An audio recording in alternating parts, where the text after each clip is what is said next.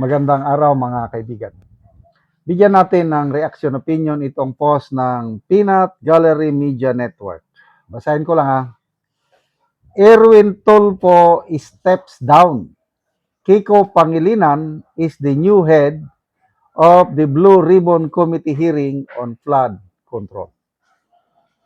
Sabi ko, napaisip ko, totoo kaya ito? Well, kilala ang Peanut Gallery Media Network na hindi basta-bastang grupo, sikat. Millions ang kanilang followers. Kaya lang, alangan naman na mag-post ng fake news ang PJMN. Sinearch ko lang sa Google, is it true that Senator Tulfo resigned as Blue Ribbon Committee Chair? Ang sagot, no.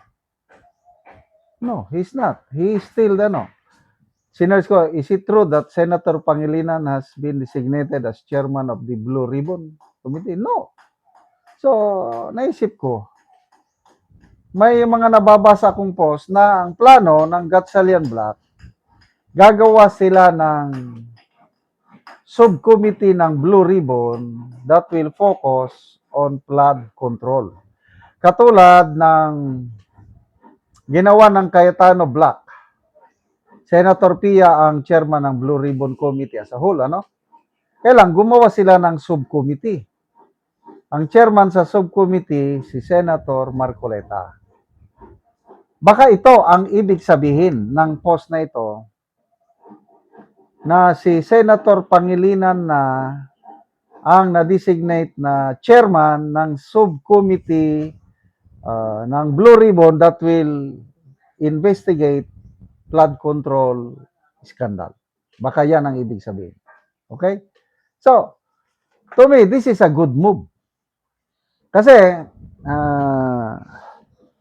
si Senator Tulfo, isa siya sa mga inaakusahan. How can you be the chairman of an investigation na ikaw mismo ang akusado? Magkakaroon ka talaga ng bias. Kaya sana, kung matuloy naman lang na magkaroon ng Senate leadership change bukas at magiging legal na ang presidency ni Gatchalian. Kasi sa ngayon, hindi pa siya ang legit na Senate President. To me, ang legitimate na Senate President si Senator Cayetano pa rin. Ang legitimate na Blue Ribbon Chairman si Senator Pia pa rin. Kaya nga, yung hearing ngayon ng BRC, to me, it's a legitimate one. So bukas, pagpalagay natin, tuluyan ng tumawid bakod si Senator Villanueva, yun na. Legit na sila. Pwede na. I'm sure, voluntary mag-step down na yan si Senator Alan Peter Cayetano, BRC ni Senator Pia, wala na. Marcoleta, wala na rin. Stop na rin ang pagpapatawag sa mga Brave 18 Marines. Yan na. Pwede nang simulan ng flood control investigation itong grupo ni na Erwin Tulfo at Kaya lang, sino ang imbestigan nila? Talaga bang tatawagin nila ang Brave 18 Marines? Plus 14. May lalabas daw ngayon ng 14. Kung gagawin nila yun, well and good. Kasi hindi naman natatakot yung Brave 18 Marines at saka Fearless 14. Harap at harap yan. Kahit hostile o hostile ang mga senador, go, go, go. Mas gusto ko. So tingnan natin hanggang saan ang kaya ng Erwin Tulfo Pangilinan tandem sa pag-imbestiga. Kaya lang, again, ang punot dulo nito, bakit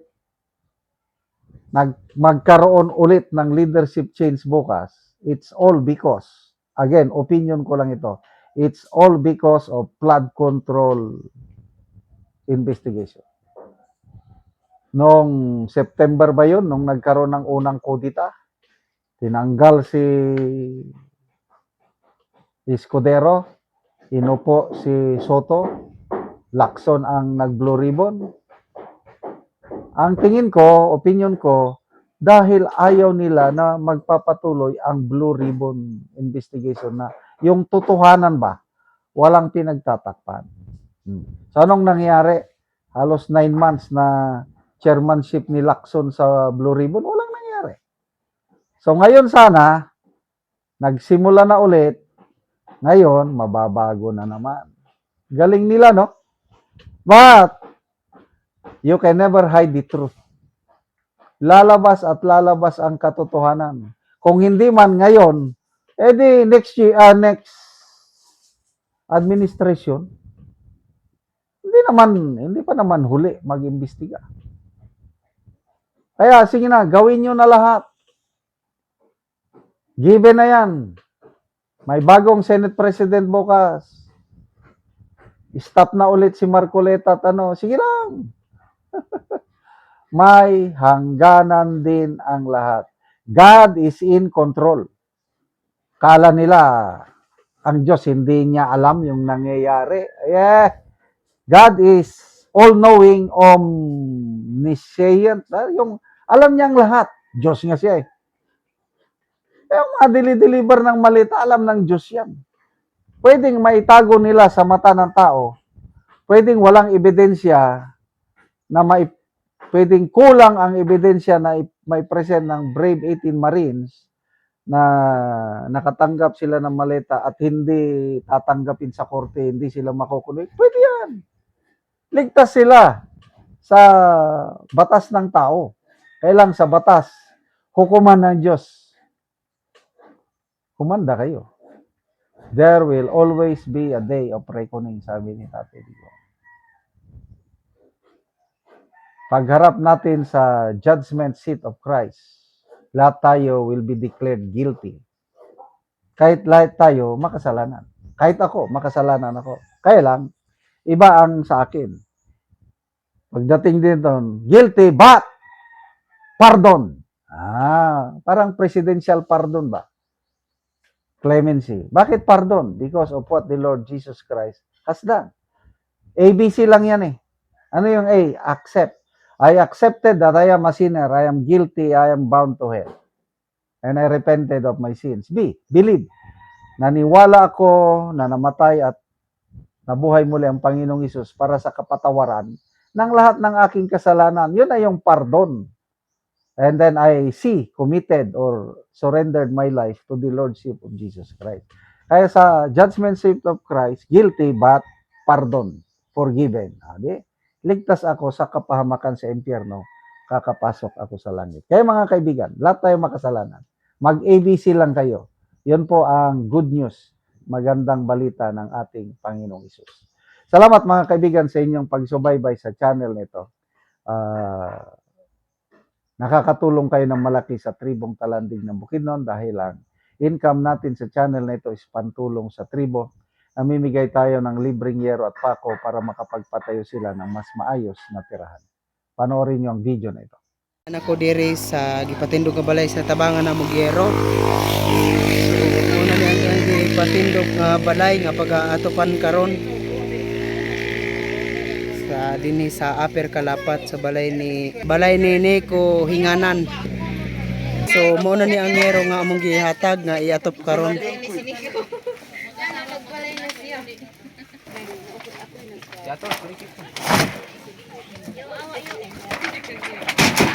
Tujuk ke kapatan dan dimensi.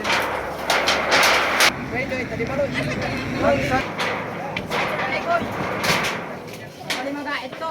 Sige sapat tayo sa. Pag sa pawa yan nga eh. Ikaw nadakot ka sa balay. Ikaw sana. Ayun na patrol sa lansang. Sakton. Dito kas tayo. Ang sinunod siya pa sa inyo taod. Ato inabay din mo.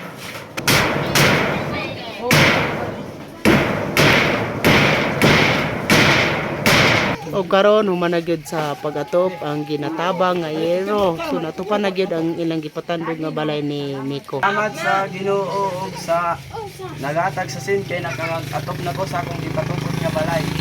Oo, so pila ni ka bulan nga aya pa natupan ang imong ipatindog nga balay? Isa ka bulan, aya Isa? pa na atupan.